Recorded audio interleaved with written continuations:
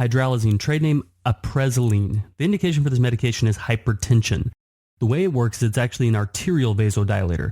And I want you to remember that it's an arterial vasodilator because we're going to talk about this later and why this is so important. So therapeutic class is anti-hypertensive. Pharmacologic class is vasodilator. We give this medication a lot in the neuro ICU because a lot of these patients can develop severe hypertension or you might see like hypertensive crisis come in. And so we may give hydralazine. You might have hydralazine for BP, systolic blood pressure greater than 180. So hydralazine is a common medication given for hypertension because we can give it IV and it can bring the blood pressure down quickly. Remember, it's an arterial vasodilator. One of the side effects of this is that it can cause tachycardia.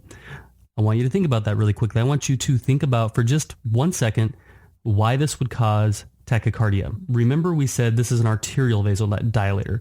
So our arteries are going to vasodilate, right? What is our biggest artery in the body? The biggest artery is our aorta.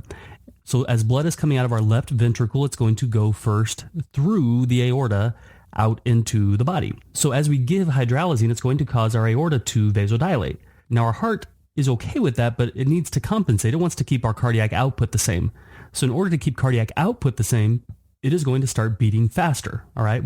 Our aorta gets bigger. So the heart needs to pump quicker to fill that space and get the same amount of blood coming out of the heart. That's what it wants to do. It wants to keep cardiac output and tissue perfusion, everything the same that it was. So we make our aorta bigger. We have to increase the rate to keep that going the same. So we really need to keep that in mind. If you have a patient who is hypertensive and tachycardic already, giving them the hydralazine may cause their heart rate to even climb up more, and then we'll be in the case where we're giving metoprolol or something to lower heart rate again.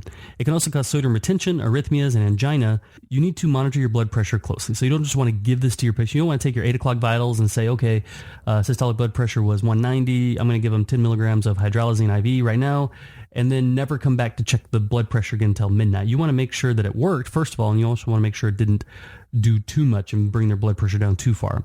You need to instruct the patient on how to take their own blood pressure. If they end up on hydralazine, oral hydralazine when they go home, you want them to understand how to take the blood pressure and why it's important that they monitor it really closely. Last thing you want to keep in mind here is that you want to use caution with MAOIs. All right, this is a really important medication to know. This is one that you will see often. A lot of patients will be on oral hydralazine at home, and a lot of patients in the hospital are going to end up getting PRN hydralazine IV for systolic blood pressure. That is hydralazine. If you have any questions, be sure to let me know. This has been another episode of the Nursing.com MedMaster podcast. My name is John Haas, RN, CCRN alumnus, and I want to give you our free download of the 50 most commonly prescribed medications.